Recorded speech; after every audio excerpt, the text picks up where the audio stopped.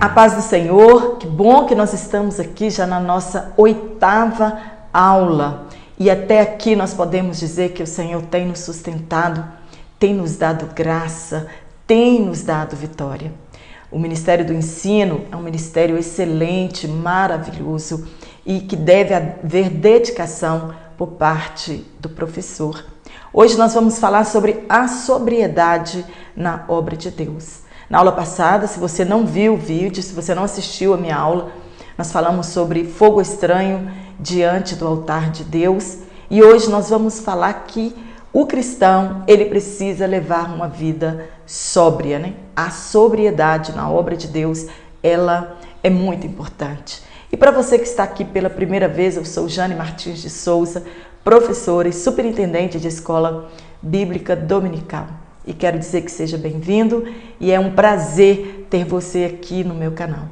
E a todos os irmãos que com carinho têm comentado em minhas aulas, eu quero agradecer do fundo do meu coração por tanto carinho, né, por tanta consideração com a minha pessoa e com as minhas aulas. E eu quero que você fique comigo até o final desta aula, porque com certeza nós vamos aprender bastante, né? Já estamos aprendendo bastante neste trimestre, mas com esta aula hoje também, algumas dúvidas de alguns cristãos, elas serão sanadas. O dicionário online, ele diz que sobriedade é o estado em que a pessoa ela não está alcoolizada. E também pode ser temperança, equilíbrio e moderação, que tem a ver com o fruto do Espírito, né, que o cristão ele produz. E o nosso texto áureo, que é em Efésios, capítulo 5, versículo 18, o nosso comentarista falou muito dele a respeito dos tópicos. Em cada tópico, né, ele cita este versículo. Então, nós não vamos comentar agora no nosso texto áureo a respeito de Efésios, capítulo 5, versículo 18. Depois nós vamos falar sobre este versículo. Estar no exercício da obra de Deus e não ter esta qualidade ou este fruto do Espírito, né? A pessoa, ela não deve estar alcoolizada e ela deve também produzir este fruto do Espírito chamado temperança, chamado equilíbrio, chamado moderação. Estar a serviço da obra de Deus, exercer uma função ministerial, é incompatível esta pessoa estar sobre os efeitos do álcool ou ela conviver com o alcoolismo. Uma pessoa cheia das obras da carne, ela pode estar ao mesmo tempo cheia do Espírito Santo? Está em Gálatas capítulo 5, versículo 19 ao 21? É claro que não. Deus, ele exige de cada um de nós, principalmente daqueles que servem no altar, um alto padrão de santidade e de sobriedade do seu povo. De cada um de nós é exigido que santifiquemos o nome de Deus e o glorifiquemos. Isso foi uma das causas que levou Nadab e Abiú morrerem ali, dentro da tenda da congregação. Há os que defendem o uso da bebida alcoólica, inclusive essas pessoas que fazem essa defesa, elas usam a própria palavra de Deus para apoiarem os seus ideais. Eles mesmo, né, afirmam que dentro da palavra de Deus, a palavra de Deus não proíbe que as pessoas consumam o álcool com moderação ou uma outra bebida embriagante, como se eles estivessem no seu direito de fazer o consumo da bebida alcoólica e que eles estão apoiados pela palavra de Deus. E que a Bíblia, que a Bíblia, a palavra de Deus, permite o uso moderado do álcool. A palavra de Deus, ela não é tolerante com o vinho. O ideal de Deus para a vida de cada um de nós é a abstinência total de bebidas alcoolizadas, ou de bebida forte, ou de bebida embriagante. A lei para o povo de Deus é tolerância zero. Em nenhum momento nas Escrituras Sagradas nós vamos encontrar Deus autorizando o uso moderado do álcool. O álcool, ele é uma armadilha para muitos e muitas das vezes um caminho sem volta. Haja vista a quantidade de acidentes no trânsito decorrentes do alcoolismo. O efeito desta droga na vida de muitas pessoas, ele é devastador. Hoje no Brasil também, no trânsito, a tolerância para o alcoolismo é zero, né? O que nós conhecemos como lei seca, e as penalidades hoje, elas são pesadas, as multas hoje, elas são altíssimas, para ver se coíbe, né, um pouco e conscientizem as pessoas a não fazerem o uso do álcool com a direção de um veículo. Eu vou citar apenas aqui, porque nós estamos falando a respeito do vinho, eu vou citar apenas o teor alcoólico do vinho. Nós vamos usar uma medida de um copo de 90 ml de vinho. Ele tem 12% de álcool, e isso equivale a 10 gramas de álcool. É muito álcool para um único copo, uma única taça de vinho. E a pessoa que faz o consumo ou de uma taça de vinho ou de um copo de cerveja, ela já é considerada, né, em estado embriagante. Ela já está alcoolizada, segundo as nossas leis de trânsito e segundo a palavra de Deus também. Nenhuma quantidade é tolerada para aqueles que querem um dia morar no céu. E alguém, né, vem nos dizer que nós podemos beber com moderação. O que é moderação para estas pessoas, não é mesmo? Fica parecendo propaganda de televisão. Será que nós podemos dizer para um usuário de drogas que use maconha, cocaína, heroína, LSD, que usa o crack, que ele pode fazer o uso destas drogas, mas que ele faça com moderação? Será que nós podemos falar com estas pessoas, assim como é dito para as pessoas que querem consumir o álcool? Todas as drogas, elas são viciantes. E Deus exige de todos nós um alto padrão de santidade. E é sobre isso que nós vamos falar hoje.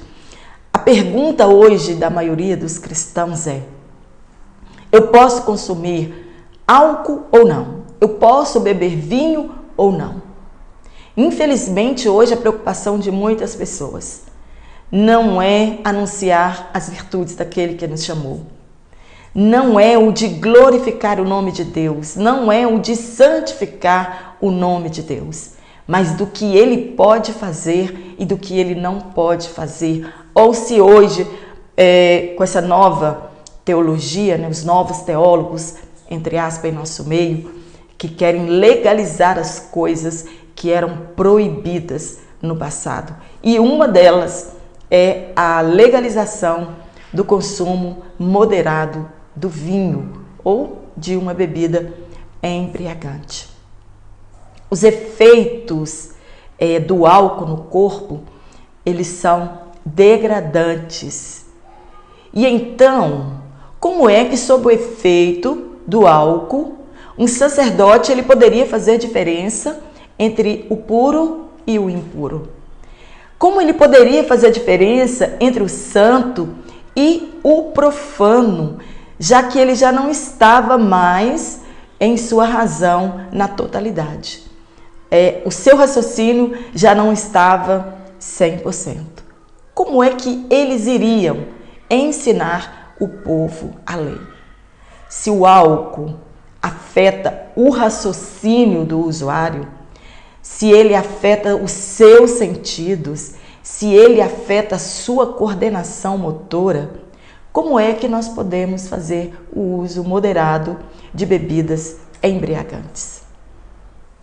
Nós falamos na aula anterior, no vídeo anterior, a respeito da morte de Nadab e Abiú e o porquê eles foram punidos com a morte. E decorrente àquele episódio, Deus agora se dirige diretamente a Arão para que não houvesse troca de informações erradas, para que não houvesse dúvidas quanto à ordenança, quanto às suas obrigações. E no capítulo 10 de Levítico, Deus chama Arão, fala pessoalmente com ele e faz duras advertências ao sumo sacerdote. Deus faz sérias e exigências para a classe sacerdotal. A abstinência total do vinho, para que eles não pagassem com a vida a desobediência, como aconteceu com Nadab e com Abiú. No primeiro tópico, nós vamos falar sobre o vinho na história sagrada. Às vezes, quando a pessoa é um novo convertido e ele começa a ler a palavra de Deus pela primeira vez, ele às vezes se pergunta: por que Deus permitiu que essas histórias tão escandalosas elas fossem descritas na palavra de Deus? Por que Deus permitiu que estas coisas fossem registradas, e ao longo dos séculos as pessoas continuam falando sobre isso? Deus deixou todas as coisas registradas, nós aprendemos, para que servisse de exemplo para as gerações futuras. O que não pode haver em nós é o erro da interpretação. O vinho, ele é visto como bênção de Deus. Por que ele é visto como bênção de Deus? Porque é Deus que dá a semente, é Deus que faz crescer. E também o vinho, ele era usado com poder curativo. Está lá em Lucas, no capítulo 10, no versículo 34, quando Jesus fala a respeito da parábola do bom samaritano, e que aquele samaritano encontrou aquele homem caído, na estrada, todo machucado, desacordado. E lá no versículo 34, a palavra de Deus diz que ele usou azeite e vinho para curar as feridas daquele homem que tinha sido espancado pelos salteadores. E que também ele passou vinho nas feridas, nos machucados, para aliviar a dor. Então ele tinha um poder curativo. Ela servia para limpar as feridas e para aliviar a dor do homem que estava ferido. Mas o mau uso desta bebida levou grandes homens de Deus a cometerem escândalos, torpeza e até crimes. E nós vamos falar agora sobre eles nessa lição. No primeiro ponto, nós vamos falar sobre a embriaguez de Noé. Está em Gênesis capítulo 9, versículo 20 a 29. A embriaguez de Noé, ela está registrada na Bíblia com a transparência que somente podemos encontrar na Bíblia Sagrada. Deus não se preocupou em momento nenhum em ocultar essas histórias vergonhosas dos grandes homens de Deus, chamados por Deus para executar um determinado plano. Todos eles estão registrados na palavra de Deus. Talvez, se acontecesse em algumas famílias, com certeza, alguns ocultariam isso das suas histórias. Mas Deus, ele usou de transparência para que os acertos e erros destes grandes homens servissem de exemplo para as gerações futuras. Elas estão aqui para nos mostrar que se nós não vigiarmos, não nos atentarmos para a palavra de Deus, nós podemos sucumbir também a este pecado. E para nós observarmos o grande mal, as consequências terríveis que existem neste vício da embriaguez. Os homens e mulheres, quando eles estão embriagados, eles dizem e fazem coisas que, se eles estivessem sóbrios, eles jamais fariam, nem pensariam em fazer. E aí Noé planta uma vinha. E aí ele se embebeda, né? Ele plantou uma vinha, esperou o tempo, né, da vinha frutificar, e ele se embriagou com aquele fruto. E aí ele fica nu em sua tenda, né? Estava tão embriagado, deve ter desacordado, que nem percebeu que tirou as suas roupas, as suas vestes dentro da sua tenda. E a Bíblia não conta com detalhes, mas provavelmente quem primeiro entrou dentro daquela tenda foi o seu neto chamado Canaã. E ele viu aquela cena. E ao invés daquela criança, né, ou adolescente, nós não sabemos, ele cobrir o seu avô, ele sai da tenda, chama o seu pai, que entra dentro da tenda, vê o seu pai despido, e ao invés de consertar, né, a situação e corrigir o seu filho imediatamente, não. Ele faz a mesma coisa que o seu filho Canaã fez. Então, sai, chama os seus irmãos, Sem e Jafé, para fazerem a mesma coisa. Só que aqueles dois jovens tementes a Deus, né, eles pegam um manto, diz a palavra de Deus, eles entram de costa para não ver a nudez do seu pai e cobre Noé dentro da tenda. E aí depois, quando Noé acorda, fica sabendo da história que aconteceu. Ele abençoa os seus dois filhos, porque cobriu a sua nudez, e amaldiçoa, não seu filho Cã, mas a descendência de seu neto Canaã. Nós vimos que ele agiu com muito rigor, né, por causa do seu pecado de embriaguez e por causa do pecado do seu neto. Talvez ele não precisava agir desta forma e amaldiçoar a própria descendência sua, né, do seu neto Canaã.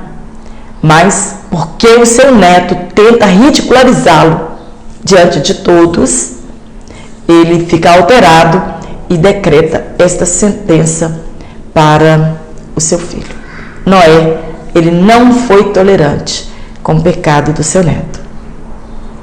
E por causa dos males que acompanham a embriaguez, Deus fez da abstinência total um reto padrão para o seu povo. Essa é a exigência de Deus para nós. Em Ezequiel, no capítulo 14 e no versículo 14, Deus cita 3 homens mais piedosos da história. Ele cita Jó, Daniel e Noé.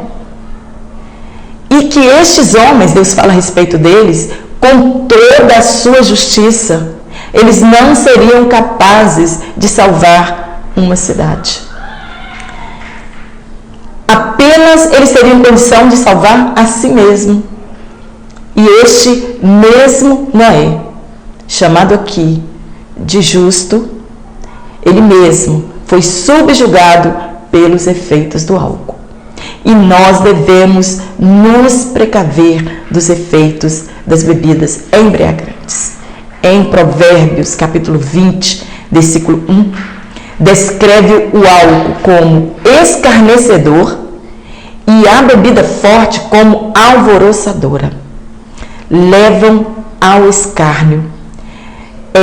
A pessoa sob o efeito dessas bebidas, elas zombam daquilo que é bom. Elas causam distúrbios, inimizades, conflitos na família e também na sociedade. A Bíblia, ela não condena todo tipo de vinho. Yain é uma palavra hebraica para vinho no Antigo Testamento e oinos no grego já no Novo Testamento. E frequentemente elas se referem ao suco de uva não fermentado e ao suco da vide. Está em Isaías capítulo 16, versículo 10, Jeremias capítulo 48, versículo 33, Jeremias capítulo 40, versículo 10 e 12, quando estas mesmas palavras não se referem ao vinho fermentado. Outro termo usado para vinho é o tiroche. Em Provérbios, capítulo 23, versículo do 29 ao 35, estes versículos, eles revelam o perigo para os que se demoram perto do vinho. E agora, fazendo referência ao vinho fermentado. E ali, às vezes, ele se refere ao vinho fermentado ou ao suco da vide. E outras vezes não. Então, o que nós precisamos fazer quando nós lemos a Escritura Sagrada? Quando nós estamos lendo a respeito de bebidas alcoólicas, nós devemos entender o texto, o contexto a que esta palavra se refere. A Bíblia, em momento nenhum, ela nos permite a beber com moderação. Nós não devemos olhar com desejo o vinho fermentado, nem nos assentar com os beberrões. As consequências disso são danosas. Além do descontrole físico, além do descontrole emocional, eles levam, na maioria das vezes, as pessoas à prostituição, a brigas, a conflitos e ao dano físico, porque causa doenças, o álcool em excesso. No ponto 2, nós vamos falar sobre a devassidão das filhas de Ló. Está em Gênesis capítulo 19, versículo 30 ao 38. Olha, foram mulheres criadas em meio ao pecado. Elas tinham intimidade com o pecado em Sodoma e Gomorra. Elas eram acostumadas com a orgia daquelas cidades. Elas também foram toleradas pelo seu pai em seu modo ímpio de viver. E ali, quando elas escaparam da destruição de Sodoma e Gomorra, e Ló não quis ficar em Zoar, e ele subiu para as montanhas, aquelas mulheres não pensaram duas vezes e nem tiveram temor em pecar contra seu pai e contra elas mesmas. Ló não conseguiu, infelizmente, influenciar a sua família para o bem. E aquelas mulheres, elas já conheciam o poder devastador do álcool. E a fama de bebidas alcoólicas serem afrodisíacas, elas não é de agora, de pouco tempo, não. Desde muitos séculos atrás, a fama da bebida alcoólica é que ela é uma bebida afrodisíaca, que ela incita a pessoa ao sexo, que o sexo fica muito mais prazeroso quando a pessoa faz o uso da bebida alcoólica. E aquelas mulheres sabiam disso. Tanto é que elas usaram o álcool, para embebedar o seu pai e elas manterem relação sexuais com ele. E uma de cada vez. Um dia mais velha e depois a mais nova. Infelizmente, muitas pessoas ainda creem nisso. Então, elas embebedaram o seu pai, fizeram sexo com ele com a desculpa de que não havia varões na terra, para que elas dessem descendência a seu pai, e a preocupação, é claro, que era o pecado. Agora, imagina o teor do álcool que estava em Ló naquele momento. Elas deram muito de beber a seu pai. Por que nós sabemos que deu muito de beber? Porque ele não se lembrara que fez sexo com as suas filhas. Que vantagem há em se fazer algo e não se lembrar se foi bom ou ruim? E você não poder evitar uma tragédia. Se ele tivesse um pouco de consciência, ele teria evitado aquela tragédia em sua família. A fé de Ló não foi uma fé suficiente para salvar sua família, mas somente para salvar a si mesmo. Ele foi responsável por sua embriaguez, porque elas ofereceram o vinho e ele aceitou de bom grado beber tanto a ponto de ficar embriagado. E as suas filhas foram responsáveis pelo pecado de incesto. E ele foi pai de uma geração ímpia e, ao mesmo tempo, filhos netos foram Moabe e Ben-Ami, que são os pais dos Moabitas e dos Amonitas, um povo que foi inimigo do povo de Deus. Nós não podemos cair em uma situação semelhante como esta, mas devemos estar sempre sóbrios, não nos embriagando com vinho em que há contenda, mas nos enchendo continuadamente do Espírito Santo, para que não sobre em nosso coração, em nossas vidas, espaço para as obras da carne. Isso está em Efésios capítulo 5, versículo 18. Nós precisamos continuadamente nos enchendo do Espírito Santo de Deus. E existem consequências como estas, que elas são duradouras, tanto que a Bíblia, a partir deste episódio fatídico, ela silencia a respeito de Ló. E a partir deste acontecimento, nós não ouvimos mais falar a respeito de Ló e de sua família.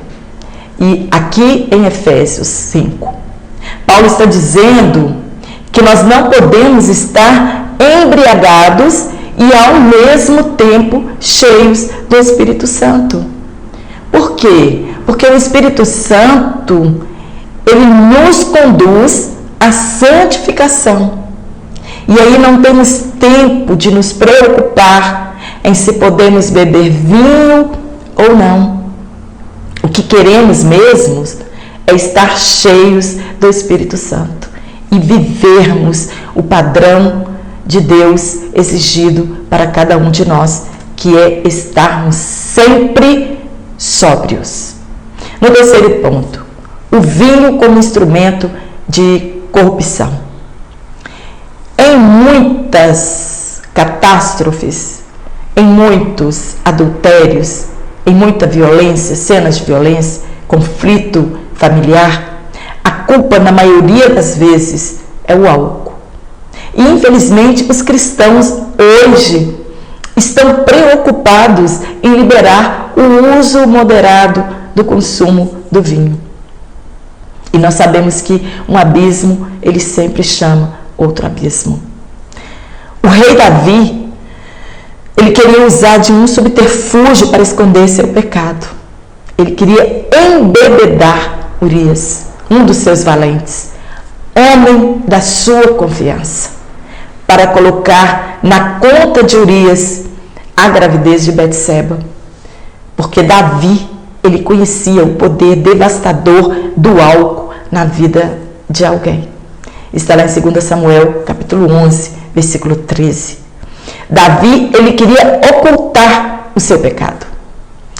Quando nós damos lugar ao pecado, nós endurecemos o nosso coração e provocamos a retirada do Espírito Santo de nossas vidas. E aí Davi caiu da graça de Deus e perdeu a razão. E infelizmente existem homens e mulheres que embebedam o seu próximo para tirar proveito deles. Era o que Davi queria fazer.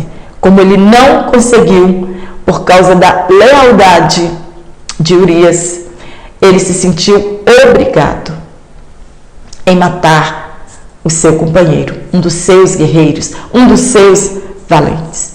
E isso ele pagou muito caro por causa do seu pecado.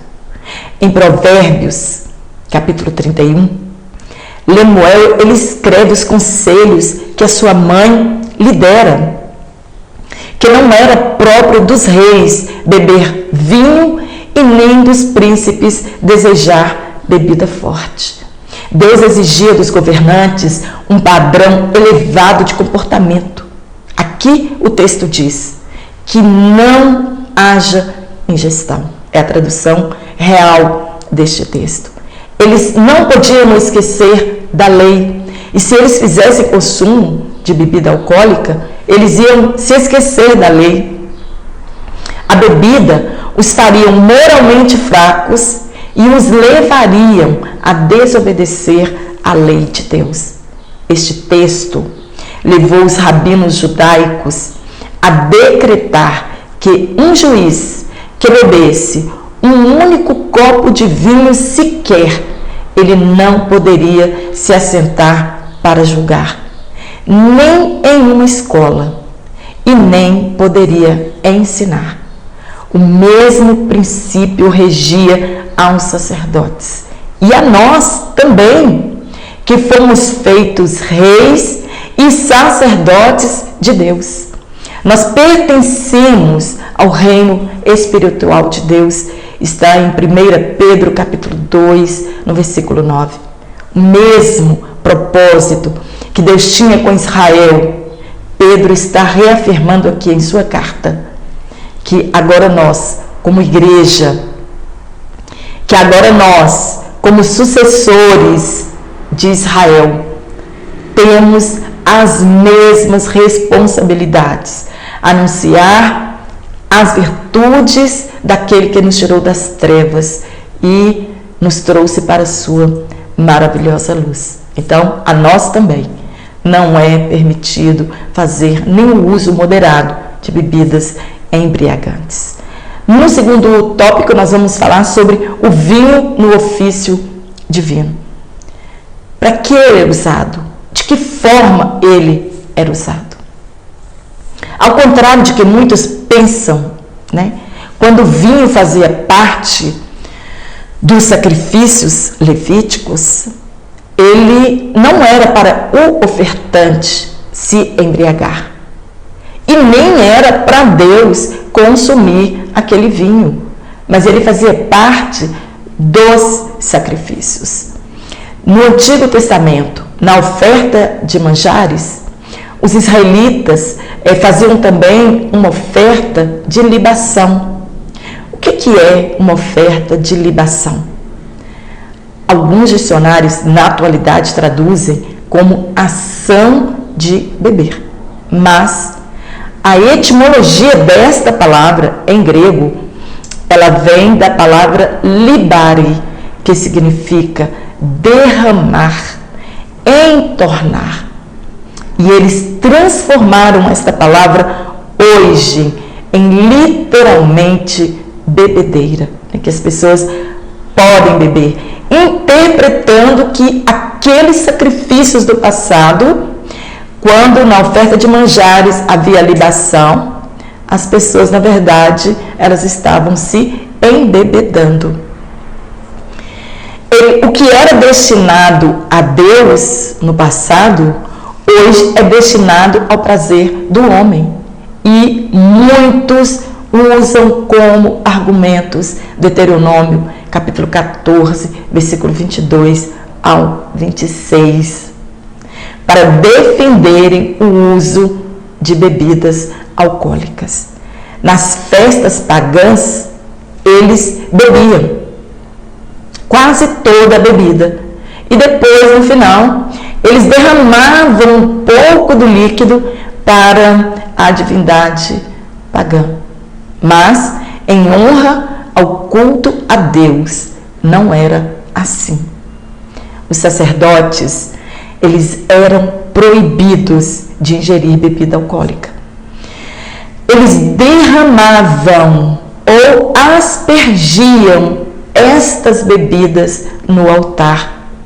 A libação, quer dizer, o derramamento, né, deste líquido, ele podia ser de vinho, bebida forte, e em alguns casos essa oferta poderia ser de azeite. Está em Números capítulo 28, versículo 15, em Números capítulo 29, versículo 1 a 39, também em Gênesis capítulo 35, versículo 14, fala a respeito destas ofertas de libação. A quantidade que era oferecida, que era derramada ali no altar, juntamente com o sacrifício, era de 1/4 de rim. Um rim, a medida dele é 6,2 litros. Então, o que era ofertado era mais ou menos 1,5 litro da bebida oferecida.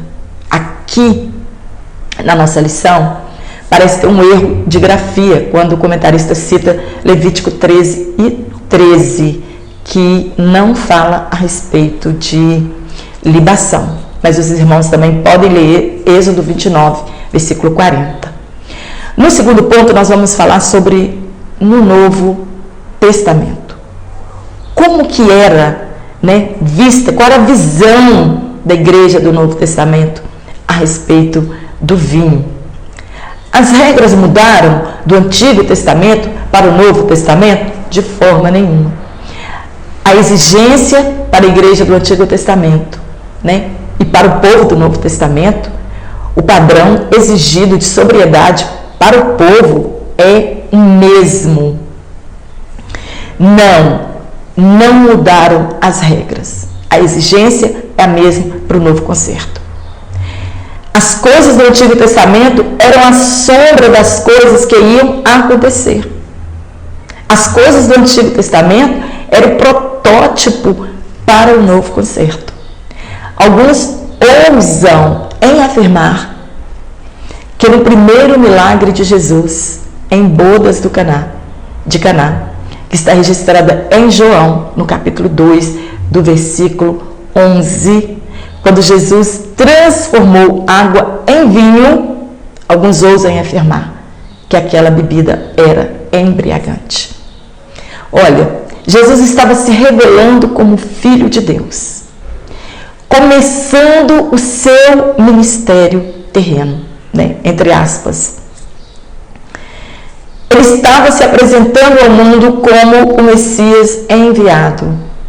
Então, naquela altura da festa, os convidados que já estavam embriagados, e Jesus se dispõe em embebedar mais ainda aquelas pessoas. Como é que o nome de Deus ia ser glorificado? Como é que ele ia se apresentar ao mundo agora como o Salvador do mundo? E com seu primeiro milagre, embebedando as pessoas. Essas pessoas, elas estão afirmando que Maria, mãe de Jesus, ela estaria lamentando por ter acabado o vinho embriagante. E ela pede a Jesus para que resolva aquela situação e que dê ao povo mais bebida alcoólica. E aí o milagre seriam de 600 a 900 litros de vinho alcoolizado. Este é o milagre que muitas pessoas imaginam e querem se apoiar, né, no uso de bebida alcoólica, que Jesus transformou aquele vinho em bebida embriagante. E nós sabemos que o milagre é porque Jesus transformou aquele vinho no suco puro da vide, um milagre que só uma vinha pode fazer. Só a uva produz o suco puro da vide. E Jesus fez este milagre a fim de manifestar a sua glória. Ele transformou água em suco da vide. Alguns querem afirmar que quando Jesus instituiu a ceia, ele também usou vinho embriagante. Jesus jamais usaria um vinho embriagante. Primeiro, ele veio como nosso sumo sacerdote. Eles estavam participando da Páscoa e era proibido, na semana da Páscoa, eles fazerem uso de bebida embriagante e de algum produto com fermento. O vinho se tornou o símbolo do sangue redentor de Cristo. E ele usaria um vinho alcoólico? Claro que não.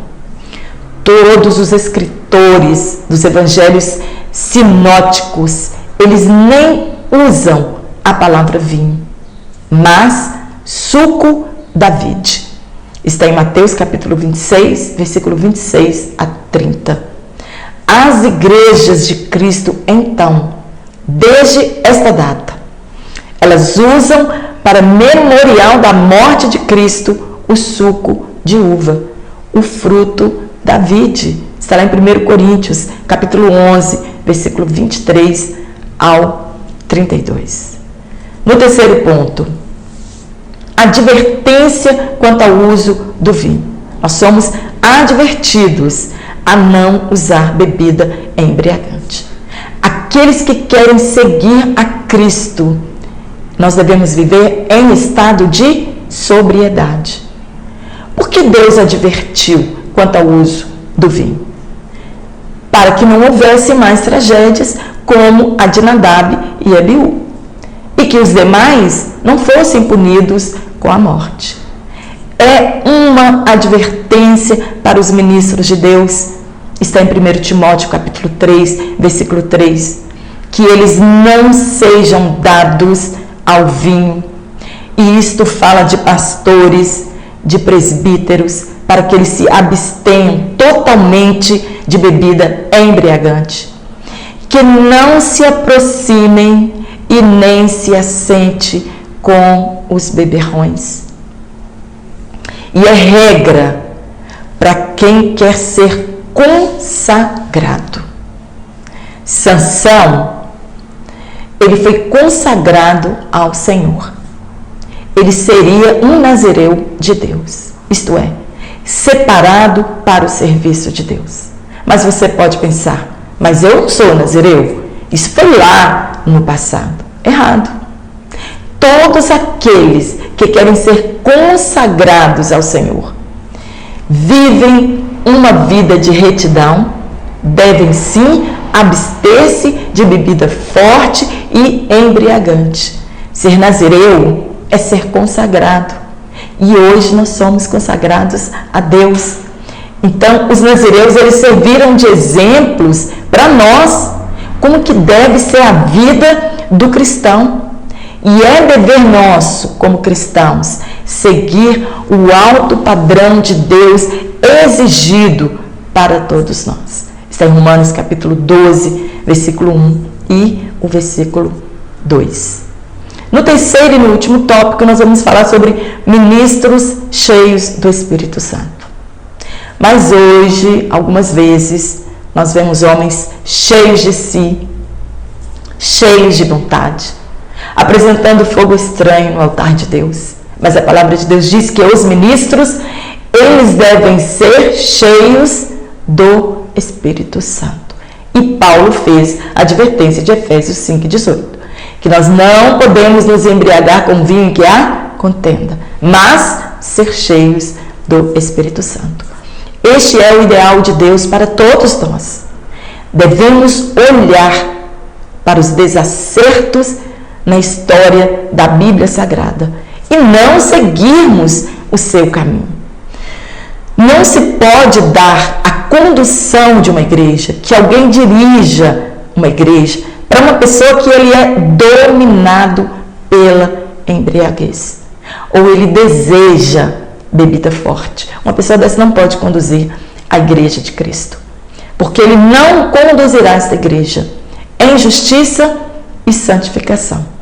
Está em Tito, capítulo 1, versículo 7. Desejar dirigir uma igreja é fácil. Muitas pessoas desejam. Agora, o difícil é viver o alto padrão exigido por Deus à liderança. Um líder, ele deve ser escolhido não porque o povo o quer na direção daquele trabalho, mas ele deve ser escolhido pelas suas qualificações exigidas pela palavra de Deus. E hoje, muitas das vezes, as pessoas não são escolhidas por essas qualificações que nós lemos lá em Timóteo, que são exigidas do obreiro, mas porque ele se relaciona bem com as pessoas, né? Porque ele tem fama no meio da igreja, e então essa pessoa é colocada no lugar errado. No dia de Pentecostes, os discípulos, eles foram comparados como se estivessem bêbados. Está em Atos capítulo 2, versículo 13. Por quê? Por causa do que estava acontecendo ali naquele cenáculo. Aparentemente, para as pessoas que estavam do lado de fora, era desordem, gritaria e muita bagunça. E Pedro, já cheio do Espírito Santo de Deus, ele teve que mostrar para aquelas pessoas, para aquela multidão, a diferença de estar cheio do Espírito Santo e estar embriagados. E ele afirmou para as pessoas: nós não estamos embriagados, mas sim cheios do Espírito Santo. E dali por diante, o ideal deles era sempre o de permanecer cheios do Espírito Santo, sem se preocupar com as obras da carne. Deus, para mostrar a infidelidade de Israel, ele manda chamar os recabitas, que eram descendentes de Jonadab, filhos de Recabe, que há mais de 200 anos atrás daquela época os tinham instruído a não beber vinho ou outra bebida embriagante. E eles obedeciam a esta ordenança, enquanto que os israelitas ouviram do próprio Deus os seus mandamentos e as suas leis, e eles não obedeciam a Deus. Deus faz notória a obediência dos recabitas quanto a não beber bebida alcoólica, quanto a não beber vinho. Está em Jeremias capítulo 35, versículos 6 a 10. E por causa da sua fidelidade, aquele povo, eles foram honrados por Deus. Um outro rei da Babilônia, Belsazar, depois de embriagado, ele perde a noção das coisas e manda buscar os utensílios de Deus que Nabucodonosor tinha tirado do templo em Jerusalém e que estavam guardadas lá no palácio da Babilônia. E depois de muita álcool na cabeça, ele manda buscar aqueles utensílios que foram consagrados a Deus e quer fazer deles um motivo para zombar de Deus, juntamente com seus amigos. Tantas taças para beber naquele palácio. Ele queria justamente zombar de Deus e do povo de Deus. E pegam as taças e começam a beber vinho naqueles copos, naqueles utensílios que uma vez tinham sido consagrados a Deus. Zombaram de Deus, mas foi por pouco tempo. E aquele rei foi pesado naquela noite. Ele foi achado em falta e sentenciado à morte. Assim como Nadab e Abiú também quiseram zombar de Deus. Também eles foram sentenciados. Está lá em Daniel capítulo 5. O que fica para nós desta lição? Que devemos fugir das bebidas alcoólicas. Devemos fugir do desejo de consumi-las e de tudo que pode nos afastar de Deus. porque com Deus não se brinca, né? E se tem alguém ainda com desejo de beber uma bebida, moderadamente, fuja disso, porque nós dependemos da palavra de Deus, que a bebida é um laço e que muitas das vezes não temos como nos escapar deste laço. Com Deus não se brinca. Seremos julgados com o mesmo rigor que foram julgados Nadab e Abiú. Amém? Espero ter te ajudado com este comentário. Ele é de urgência, né, para a igreja da atualidade. Nós vemos as pessoas brigarem por este desejo de quererem liberar o vinho como forma de beber socialmente ou de forma moderada. Que Deus tenha misericórdia de nós e que nós possamos de fato viver, né, o alto padrão de Deus exigido para nós como reis e sacerdotes hoje na atualidade. Quero mandar um abraço para todos os irmãos e irmãs que têm se inscrito, né, no meu canal, se inscreveram no meu canal, para você que está curtindo as minhas aulas, para você que está comentando as minhas aulas. Eu quero agradecer aqui do fundo do meu coração o carinho de todos os irmãos. E você que ainda não se inscreveu no meu canal, se inscreva. Se você realmente gostou deste comentário, que você dá um curtir, compartilhe em suas redes sociais para que o meu canal possa crescer e a palavra de Deus chegar a mais pessoas. E eu aguardo você aqui na nossa próxima aula, se Deus assim nos permitir. Fiquem todos na paz do Senhor Jesus Cristo.